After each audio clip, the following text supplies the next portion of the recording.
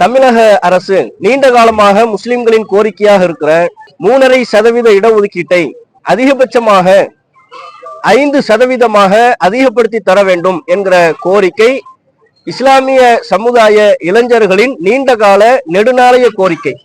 இந்த தற்போது ஆட்சியில் இருக்கிற திமுக அரசு கடந்த தேர்தலின் போது பல்வேறு சந்தர்ப்பங்கள்ல நாங்க ஆட்சிக்கு வந்தா முஸ்லிம்களுக்கு உள்ள 3.5% இடஒதுக்கீட்டை அதிகப்படுத்தி தருவோம் அப்படின்னு சொன்னாங்க. ஆட்சி கட்டிலில் வந்து அமர்ந்ததற்கு பிறகு மறு தேர்தல் நடக்க போகுது. இன்றைக்கும் அவர்கள் வாக்குறுதி அளித்த இடஒதுக்கீட்டை அதிகப்படுத்தி தரல. இந்த நிலையில ஒட்டுமொத்த தமிழகத்தில் உள்ள இஸ்லாமிய இளைஞர்களின் கோரிக்கை 3.5% இடஒதுக்கீட்டை அதிகப்படுத்தி தர வேண்டும் என்கிற ஒரு கோரிக்கையை தமிழக அரசு விரைந்து செயல்படுத்தி தர வேண்டும் என்கிற தீர்மானத்தை இந்த பொதுக்கூட்டத்தின் வாயிலாக நிறைவேற்றியிருக்கிறோம். அதுபோல அண்மையில சென்னையிலிருந்து திருத்தணி செல்லக்கூடிய லோக்கல் ட்ரெயின்ல ஒரு வடமாநிலத்தை சார்ந்த இளைஞர் 4 இளைஞர்களின் மூலம் கடுமையான முறையில தாக்குதலுக்கு உள்ளானார்.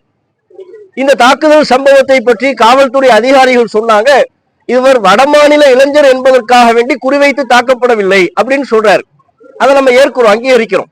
ஏன்னா அந்த தாக்குதல் வீடியோ அவர்களே செல்போன் வாயிலாக புகைப்படம் எடுத்து சமூக வலைத்தளத்துல பதிவிட்டார்கள். சமூக வலைத்தளத்துல அந்த வீடியோவை பார்க்க முடிந்தது. வடமாநில இளைஞர் என்பதற்காக வேண்டி குறிவைத்து தாக்கப்படலை.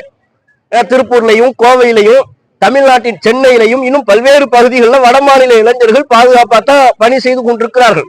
இருந்தாலும் வடமாநில இளைஞர் என்பதற்காக வேண்டி குறிவைத்து தாக்கப்படாவிட்டாலும் அவர்கள் தாக்குதல் தொடுத்த விதமும் கோரமாக ஒரு மிக தீவிரமான வன்முறையை ஒரு 17-16 வயது இளைஞர்கள் கையில் எடுக்கிறார்கள் என்றால் இதற்கு அடிப்படை காரணம் போதைப் பொருள் கஞ்சா போன்ற பயன்பாடு இல்லாம இது சாத்தியமே இல்லை.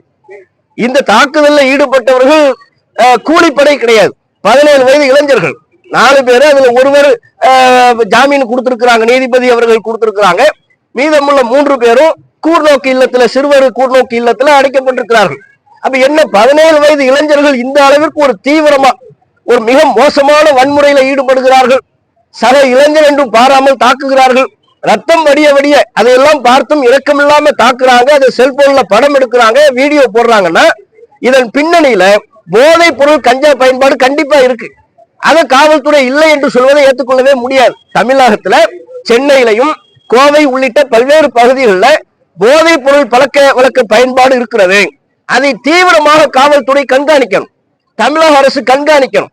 இது போன்ற போதைப் பொருள் பழக்க வழக்கத்திற்கு இளைஞர்கள் ஆட்படும் போது இப்படிப்பட்ட வன்முறை சம்பவங்கள் அங்கொன்றும் இங்கொன்றுமாக நடைபெற்றுக் கொண்டிருக்கக்கூடிய அரிதான நிகழ்வுகள் தமிழகம் எங்கும் நடைபெற ஆரம்பித்து விடும். அதற்கு பிறகு தமிழகம் கலவரக்கான மாறிடும், வன்முறை தேசமா மாறிடும். அப்படிப்பட்ட சூழலுக்கு தமிழக அரசு இட்டு செல்லக்கூடாது. போதைப் பொருளை முற்றிலுமாக தடை செய்ய வேண்டும், முற்றிலுமாக அதனை கண்காணிக்க வேண்டும் என்பதை இந்த நேரத்தில் கேட்டுக்கிறோம். அதனுடைய ஒரு அங்கமாக இருக்கக்கூடிய மதுவிற்கும் பூரண தடை வேண்டும். நீங்க இந்த போதைப் பொருள் மது எல்லாமே ஒரே கேட்டகரி தான். கோவையில கூட சில தினங்களுக்கு முன்பு ஏற்படும் விமான நிலையத்திற்கு அருகாமையில ஒரு இளம் பெண் 3-4 வாலிபர்களால் பாலியல் வல்லுறவுக்கு ஆளாக்கப்பட்ட சம்பவத்தை நாம பார்த்தோம். ரொம்ப ஒரு பெரிய கவலைக்குரிய ஒரு நிகழ்வு. பல்வேறு காரணங்கள் இருந்தாலும் அந்த பெண் பாலியல் வல்லுறவுக்கு ஆளாக்கிய சம்பவம் என்பது வன்மையான கண்டனத்திற்குரியது. இப்படியான சம்பவங்கள் தமிழ்நாட்டில் அங்கங்க நடக்கிறதுக்கு என்ன காரணம்? மதுதான் காரணம்.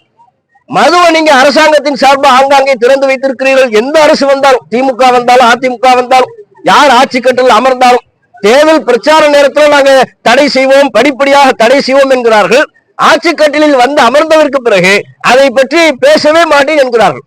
கள்ளக்குறிச்சியில கள்ளச்சாராயம் குடித்து எத்தனை பேர் பலியாளர்கள். அதற்கு பிறகும் கூட ஆளும் ஆட்சியாளர்கள் பூரண மதுவிலக்கை நோக்கி செல்ல மறுப்பார்களே. ஆனால் மதுவின் மூலமாக அரசு ஈட்டக்கூடிய வருமானத்திற்கு பகரமா வேற ஒரு ஆக்கப்பூர்வமான வருமானத்தை பற்றி யோசிக்கவில்லை என்று சொன்னால் இது போன்ற கவலைக்குரிய நிகழ்வுகள் தொடர்ச்சியாக நடைபெற்றுக் கொண்டுதான் இருக்கும். அதை தமிழக அரசு முழுமையா தடுக்கணும். பூரண மதுவிலக்கு வேண்டும் என்பதும் இந்த பொதுக்கூட்டத்தினுடைய முக்கிய தீர்மானமா நாங்கள் தீர்மானம் ஏற்றிருக்கிறோம். தமிழக அரசுக்கு அது ஒரு கோரிக்கையா வைக்கிறோம்.